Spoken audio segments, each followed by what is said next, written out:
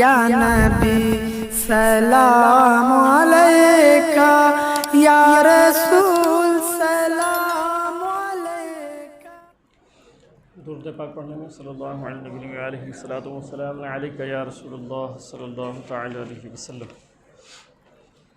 حضرات محترم، سب سے پہلے جو سوالات آئے ہیں ان کے میں جوابات دے دیتا ہوں۔ اللہ کا شکر ہے کافی لوگ جو ہے ماشاءاللہ سوالات کر رہے ہیں، پوری لسٹ ہو جا رہی ہے میرے پاس، کیونکہ اتنا وقت نہیں رہتا ہے، پھر بھی انشاءاللہ ہم کوشش کریں گے کہ جوابات دے سکیں، اور جو وقت ہو جاتا ہے تو انشاءاللہ پھر کل پرسوں دیا جائے گا۔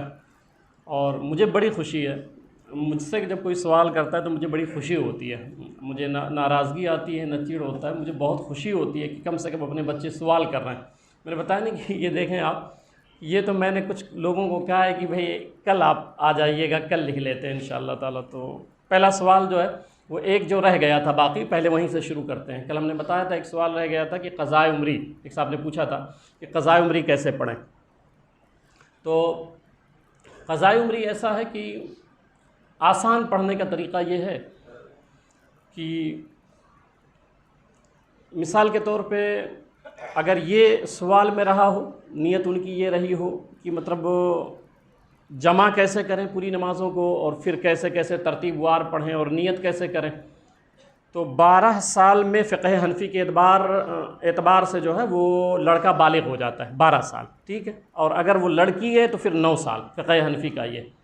اب اگر اس لڑکے کی عمر 30 سال ہے تو 12 سال تو یہ نکال دیں کہ اس میں نماز فرضی نہیں تھی، ٹھیک ہے۔ اب 12 سال یہ نکل گیا، ادھر کتنا بچا؟ 18 سال۔ 18 سال بچا تو اس میں کبھی پڑھا کبھی چھوڑا، کبھی پڑھا کبھی چھوڑا، تو یقین جس پر جم جائے کہ اگر ہم اس کو ایک ساتھ شامل کریں گے تو 3 سال بن جائے گا، 5 سال بن جائے گا، ٹھیک ہے۔ جو کبھی چھوڑا کبھی پڑھا کبھی چھوڑا، اس کو جب شامل کریں گے تو تسلسل اگر سوچیں گے تو 3 سال پکڑ لیں یا 5 سال پکڑ لیں، 5 سال ہو گیا۔ جس پر آپ کی طبیعت جم جائے، ٹھیک ہے، وہ آپ سوچئے گا اپنے اعتبار سے جو مطلب پڑھیں اور چھوڑیں۔ اب 12 سال ادھر نکل گیا، 5 سال ادھر نکل گیا، اب کتنا ہو گیا؟ 17 سال۔ ادھر کتنا بچا؟ 13 سال۔ اب 13 سال کی قضا آپ کو پڑھنی ہے۔ اب 13 سال 24 گھنٹے میں جو پوری قضا نماز بنتی ہے نا، وہ 20 رکعت بنتی ہے۔ 2 فجر بنتی ہے، 4 ظہر، 4 عصر، 3 مغرب، اور 4 فرض عشاء اور 3 وتر، ٹھیک ہے۔ یہ ٹوٹل 20 رکعت بنتی ہے۔ تو اس کو آپ پورے سال کا کاؤنٹ کر لیں، ایک سال کا، یا ایک ساتھ میں پورا کاؤنٹ کر لیں، یا ایک مہینے کا پورا پڑھیں آپ، وہ آپ کی طبیعت پر ہے، ٹھیک ہے۔ اب مثال کے طور پہ جیسے آپ نے جس اعتبار سے بھی کاؤنٹ کیا، سال کے اعتبار سے کیا یا مہینے کے اعتبار سے کیا، ٹھیک ہے۔ اب مثال میں سمجھا رہا ہوں صرف آپ کو۔ اب مثال کے طور پہ 100 فجر ہوئے، 100 ظہر ہوئے، 100 عصر، 100 مغرب، 100 عشاء، برابر ہی ہوں گے سب۔ اب مسئلہ یہ ہے کہ نیت کیسے کریں گے۔ اگر یہ بھی سوال ذہن میں رہا ہو تو اس کا بھی جواب سن لیں۔ نیت کیسے کریں گے؟ تو نیت یہ کرنی ہے جیسے بھی فجر کی کرنی ہے، آپ کو قضاء عمری پڑھ رہے ہیں تو نیت یہ کرنی ہے، نیت کی میں نے وہ فجر فرض جو مجھ سے سب سے پہلے چھوٹی ہے، یہ سب سے پہلے والا لفظ لانا ہے، ٹھیک ہے۔ اب آپ نے 2 رکعت پڑھ لی، اب نیت کیسے کریں گے آپ؟ پھر یہی جملہ بولنا ہے، وہ مجھ سے جو سب سے پہلے چھوٹی، کیونکہ جو 100ویں نمبر پر نماز تھی نا وہ ختم ہو گئی۔ اب پہلے نمبر پہ کون سا آ گیا؟ 99 والا، پھر وہ ختم ہوگا، پھر 98 پہلے نمبر پہ، پھر 97، پھر 96، پھر 95، اس طرح ترتیب وار آ جائے گا، ٹھیک ہے۔ یہاں ایک مسئلہ اور سن لیں، اگر آپ چاہیں تو فجر ایک ساتھ پورا پڑھ لیں، پہلے فجر پڑھیں پورا، 2 4 6 مہینہ جائے، 1 سال جائے، جو بھی جائے، یا 1 مہینہ جائے یا ہفتہ بھر جائے، اور یا تو فجر بھی پڑھیں، پھر ظہر بھی پڑھیں، پھر عصر بھی پڑھیں، پھر مغرب بھی پڑھیں، پھر عشاء بھی پڑھیں، آپ کی طبیعت پر ہے، جیسا چاہیں آپ پڑھ لیں، ٹھیک ہے۔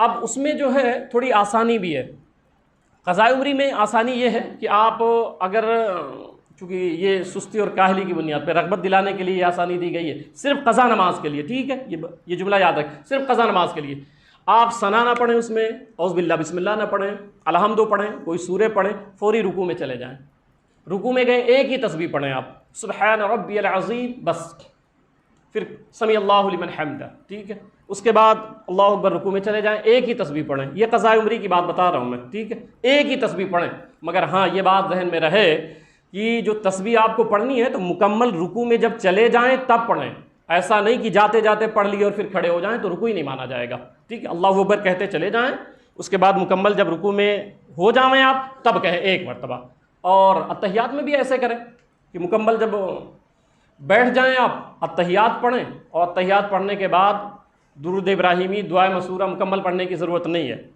اللہم صلی علی محمد، بس اتنا آپ نے پڑھ لیا، آپ سلام پھیر دیں، آپ کی نماز ہو جائے گی، ٹھیک ہے۔ ایک ایک تسبیح پڑھیں، ثنا نہیں پڑھتے ہیں، کوئی مسئلہ نہیں، اتحیات اور اللہم صلی علی محمد اتنا پڑھ دیں، آپ سلام پھیر دیں، آپ کی نماز۔ یہ صرف قضائے عمری کے لیے، ٹھیک ہے، یہ آسانی صرف قضائے عمری کے لیے، ٹھیک ہے، سمجھ گئے؟ اس پر کوئی مسئلہ ہو تو پوچھ لیں آپ، ٹھیک ہے۔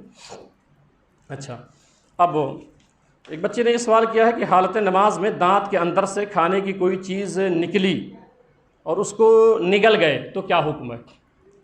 عموماً افطاری وغیرہ کر کے آ جاتے ہیں تو یہ مسئلہ ضروری تھا، تو اس لیے میں اس کو سمجھا دوں۔ افطاری وغیرہ کر کے آتے ہیں، خلال وغیرہ تو کرتے نہیں، تو مسئلہ یہ ہے کہ اگر چنے سے کم ہے وہ چیز جو آپ کے دانت سے نکلی ہے اور حالت نماز میں نکلی ہے، اور چنے سے کم ہے، تب تو نماز ہو جائے گی آپ کی، ٹھیک ہے۔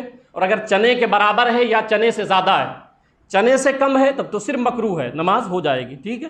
مگر اگر چنے کے برابر ہے یا چنے سے زیادہ ہے اور دانت سے وہ چیز نکلی ہے اور آپ اس کو نگل لیے ہیں، پیٹ کے اندر لے لیے ہیں، تو آپ کی نماز فوراً ٹوٹ جائے گی، ٹھیک ہے۔ تو جب آپ افطاری کر کے آئیں تو اس بات کا خاص خیال رکھا کریں کہ اگر وہ چیز چنے کی مقدار ہے یا چنے سے زیادہ ہے تو فوراً آپ کی نماز فاسد ہو جائے گی، نماز ٹوٹ جائے گی، ٹھیک ہے۔ ایک سوال یہ کیا ہے بچے نے کہ 3 رکعت پہ یہ خیال آیا کہ 2 ہوئی ہیں یا 3 ہوئی ہیں، ٹھیک ہے۔ کبھی نماز پڑھتے ہیں تو پھر خیال آتا ہے کبھی کہ بھئی 3 ہوئی ہیں، 4 ہوئی ہیں، 2 ہوئی ہیں، 3 ہوئی ہیں، کبھی کبھی ایسا۔ اگر کبھی کبھی ایسا ہوتا ہے یا پہلی مرتبہ ایسا ہوا ہے تو نیت توڑ دیں، بہتر یہی ہے، نیت توڑ دیں۔ اور اگر بار بار ایسا ہوتا ہے، ہمیشہ ایسا ہوتا رہتا ہے، تو دل جس پر جم جائے، 3 پہ جم جائے تو 3 ہوئی ہیں، 4 پہ جم جائے تو 4 ہوئی ہیں، 2 پہ جم جائے تو 2 ہوئی ہیں، ٹھیک ہے۔ بغیر سحری کے روزہ ہوگا کہ نہیں ہوگا؟ بغیر سحری کے روزہ ہو جائے گا، مگر سحری کھانا یہ برکت ہے، حضور کی سنت ہے، اور سحری کھانے میں برکت ہے۔ حضور صلی اللہ علیہ وسلم نے سحری کھانے والوں کے لیے برکت کی دعائیں بھی فرمائی ہیں، ٹھیک ہے، تو سحری کھایا کریں۔ مگر اگر بائی چانس کسی نے سحری نہیں کھایا ہے اور وہ سو گیا ہے تو ایسا نہیں کہ اس کا روزہ نہیں مانا جائے گا، ٹھیک ہے، روزہ ہو جائے گا۔ ہاں، ایک صاحب کا یہ تھا اگر کسی کی تراویح چھوٹ گئی تو کیا وہ پھر نہیں پڑھ سکتا؟ تراویح کی نماز اگر چھوٹ گئی ہے اور آپ دوسرے دن، تراویح کا جو وقت ہے نا یہ صبح صادق، تو اس سے پہلے اگر پڑھنا چاہیں، جیسے آج کی تراویح چھوٹی تھی تو صبح صادق سے پہلے پڑھنا چاہیں، سحری تک پڑھ سکتے ہیں، آپ پڑھ لیے۔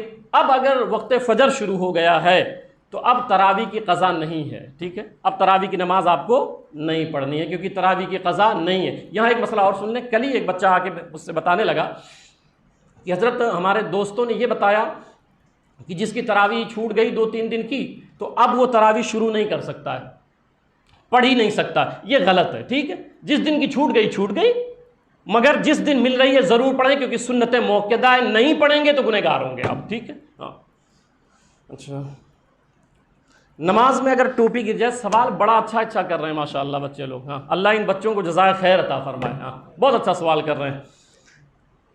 نماز میں اگر ٹوپی گر جائے تو کیا کریں؟ تو اگر ٹوپی ایک مرتبہ گری ہے نا، گر گئی ہے تو ایک مرتبہ اٹھا لیں، یہ عمل قلیل ہے، ایک مرتبہ اٹھا سکتے ہیں، اور اگر پھر گر جائے تو چھوڑ دیں، پھر اس کو پھر اٹھانے کی ضرورت نہیں ہے، ٹھیک۔ اچھا، یہاں ایک مسئلہ اور سن لیں، اگر سجدے کی جگہ پہ کوئی کنکر آ گیا، کوئی پتھر آ گیا تو کیا کریں؟ اس میں بھی یہی حکم ہے کہ اگر کنکر آ گیا ہے اور پیشانی برابر جم نہیں رہی ہے تو کنکر کو آپ ہٹا دیں، ٹھیک ہے، پھر سجدہ کریں آپ۔ اچھا، ایک صاحب کا سوال یہ تھا، کل فجر بعد ہی انہوں نے کیا تھا کہ موبائل میں قرآن شریف پڑھنا کیسا ہے؟ موبائل میں قرآن شریف پڑھنا جائز ہے، اس میں ڈاؤن لوڈ کرنا بھی قرآن شریف کا جائز ہے۔ اب ایک مسئلہ اس میں وہ سنیں آپ، وہ یہ ہے کہ کیا بغیر وضو کے موبائل کو ہاتھ لگایا جا سکتا ہے؟ تو اس کو سمجھیں آپ کہ اگر قرآن شریف اندر ہے، اسکرین پر اوپن نہیں ہے، تب تو موبائل کو ہاتھ لگا لیں، آپ جیب میں رکھیں، ٹھیک ہے، اس کو چھو سکتے ہیں، لگا سکتے ہیں ہاتھ۔ مگر اگر آپ اس کو پڑھ رہے ہیں اور وہ اسکرین پر ہے تو اس میں علماء کے اختلاف ہیں۔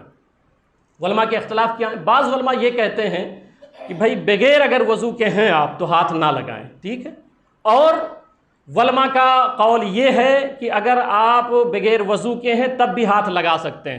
دلیل کیا ہے؟ دلیل یہ ہے کہ وہ جو قرآن شریف کے حروف ہیں وہ براہ راست آپ کے جو انگلیاں ہیں اس کو مس نہیں کر رہی ہیں، اس کو نہیں چھو رہی ہیں، بلکہ اسکرین ہوتا ہے، اس کے اوپر پھر جو ہے وہ ایک پردے کی طرح ایک شیشہ ہوتا ہے، اور آپ کا جو ہاتھ ہے یا اس کی انگلیاں ہیں نا اس شیشے کو ہاتھ لگاتی ہیں، اس کی وجہ سے وہ حرکت پیدا ہوتی ہے، تو براہ راست آپ قرآن کے حروف کو نہیں چھو رہے ہیں، اس لیے بغیر وضو کے بھی آپ اس کو آگے پیچھے کر سکتے ہیں، مگر وہیں پر یہ بھی ہے کہ افضل یہ ہے کہ وضو بنا لیا جائے، ٹھیک ہے، افضل یہی ہے کہ وضو کر لیا جائے، ٹھیک ہے۔ اچھا، اور مسئلہ سن لیں بھائی، یہ ہے کہ انجیکشن لگوانے سے روزہ ٹوٹتا ہے یا نہیں؟ اب یہ سوال اچھا ہے کہ نہیں، بچے لوگ کر رہے ہیں، الحمدللہ، یہ سب روزہ مرہ کام آنے والی چیزیں۔ تو انجیکشن لگوانے سے یا گلوکوز اگر کوئی چڑھاتا ہے اپنے بدن میں تو اس سے روزہ نہیں ٹوٹتا ہے۔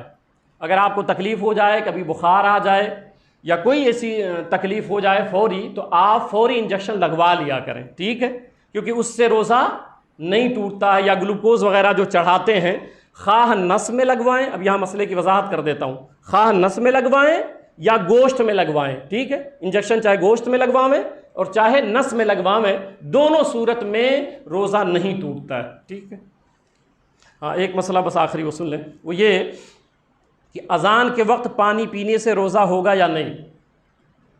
بھئی اذان تو بہت زیادہ وقت ہو گیا، یہ جب اعلان کرتے ہیں نا قاری صاحب کہ وقت ختم ہو گیا ہے، اب کھانا پینا بند کر دیں، ٹھیک ہے، وہ صبح صادق کا وقت ہوتا ہے، اگر وہ اعلان کر رہے ہیں اور انہوں نے کہا کہ وقت ختم ہو گیا، اگر آپ کے منہ میں وہ پانی تھا، آپ پی رہے تھے، اور ادھر سے قاری صاحب نے اعلان کر دیا کہ اب جو ہے وقت ختم ہو گیا، اگر وہ پانی آپ نے اندر لے لیا تو آپ کا روزہ ہی نہیں مانا جائے گا، فوراً آپ اس پانی کو بھی باہر نکال دیں۔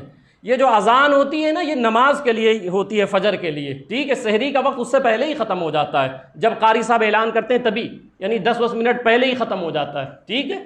تو یہ کبھی خیال نہ کریں آپ کی اذان تک کھایا پیا جا سکتا ہے، اگر ایسا کریں گے تو روزہ ہی نہیں مانا جائے گا آپ کا، ٹھیک ہے، تو ان باتوں کا خیال رکھیں آپ، ٹھیک۔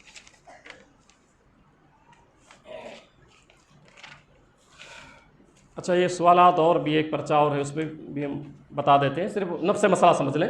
روزہ میں خود بخود اگر قے ہو جاوے تو کیا ہوتا ہے؟ یعنی الٹی ہو جاوے، اومٹ جس کو کہتے ہیں، تو اگر وہ ہو جاتی ہے تو کیا؟ تو اگر خود بخود ہو جاتا ہے، ٹھیک ہے، تو اس سے روزہ نہیں ٹوٹتا ہے، ٹھیک ہے، اگر خود بخود اومٹ ہوتا ہے، الٹی ہو جاتی ہے تو روزہ نہیں ٹوٹتا ہے۔ ہاں، اگر قصدن قے کی مگر تھوڑی سی آئی، منہ بھر نہ آئی تو بھی روزہ نہیں ٹوٹتا ہے، یعنی جان بوجھ کے بھی انگلی وغیرہ حلق میں ڈال دیا، کچھ ایسی حرکتیں کی کہ جان بوجھ کر کے بھی اس نے اومٹ کر دیا، تو اگر منہ بھر کے نہیں آیا، منہ بھر کسے کہتے ہیں کہ جب وہ روکنا چاہے تو روک نہ پاوے، روکنا چاہے اومٹ کو تو روک نہ پاوے، وہ باہر نکل جاوے تو اس کو منہ بھر کہتے ہیں۔ تو اگر منہ بھر نہیں آیا ہے، تھوڑی بہت آئی ہے تو روزہ نہیں ٹوٹتا ہے، ٹھیک ہے۔ اگر روزہ یاد ہونے کے باوجود جان بوجھ کر قے کی تو کیا حکم ہے؟ تو اگر وہ منہ بھر ہے تو روزہ ٹوٹ جائے گا، اگر جان بوجھ کر کے کیا ہے اور اگر وہ منہ بھر گیا ہے پورا تو روزہ ٹوٹ جائے گا۔ اچھا، پھر یہ سوال ہوا ہے کہ بھئی اگر وہ قے میں کیا نکلے تو روزہ ٹوٹے گا؟ اب سوچیں، اللہ کا شکر ہے ہمارے بچے جو ہے اتنے ہوشیار ہیں الحمدللہ، کہ بھئی کیا نکلے تو روزہ ٹوٹ جائے گا۔ ایک کنڈیشن ہے اس کا نا کہ اگر بلغم نکلتا ہے نا تو روزہ نہیں ٹوٹتا ہے، بلغم اگر نکلتا ہے منہ سے تو روزہ نہیں ٹوٹتا ہے۔ کھانا نکلے یا پانی جو کڑوا والا پانی نکلتا ہے پیٹ سے، تو اگر وہ نکلتا ہے، منہ بھر نکلتا ہے تو روزہ ٹوٹ جائے گا، اگر بلغم نکلتا ہے تو روزہ نہیں ٹوٹے گا۔ یہ چند مسائل تھے ہم نے بتا دیے، اور پھر ایسے اللہ آپ کو جزائے خیر دے، ایسے پوچھتے رہیں، مجھے بہت خوشی ہوتی ہے، بہت خوشی ہوتی ہے مجھے جب آپ سوال کرتے ہیں۔